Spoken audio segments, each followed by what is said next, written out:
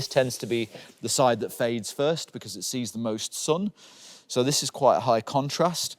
You can see all of the screws for the top surface of the wing. This is a fuel tank. And you can see they're all there and also featured in the kit.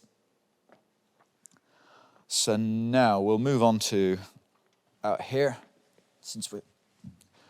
Here we have the strake. Now this is where the overwing pylons would go on the Desert Storm option.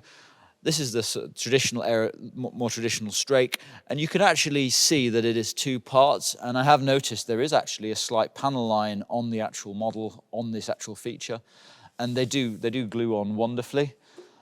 And you can see again, this one's just literally painted green leading edge, grey rear.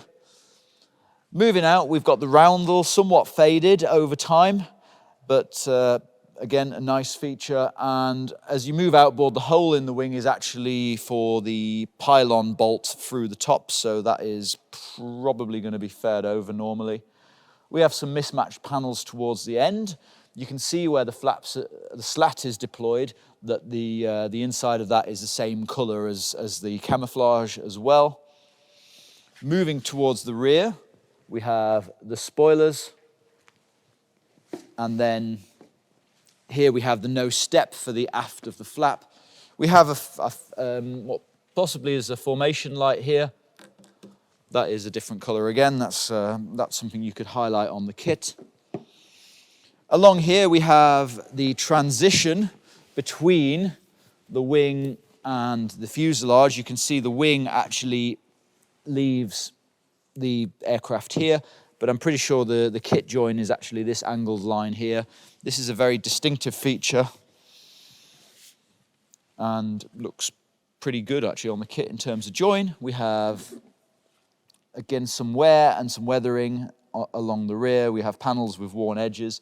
And as we look towards the back, you can actually see that these panels are actually quite marked along the top. We have little ducts on the side. They're modeled separately on the kit and look pretty good as they are as well. Here we have what you call a NACA duct, which is the part of the intake for the ECS system as well. This is a separate panel on the kit, but you can see it has got quite a distinctive line around it. So it is as it is glued on. You're not going to need to fill the sides. This is where the kit wing joins specifically. And then moving forward, here we have an early red anti-collision light.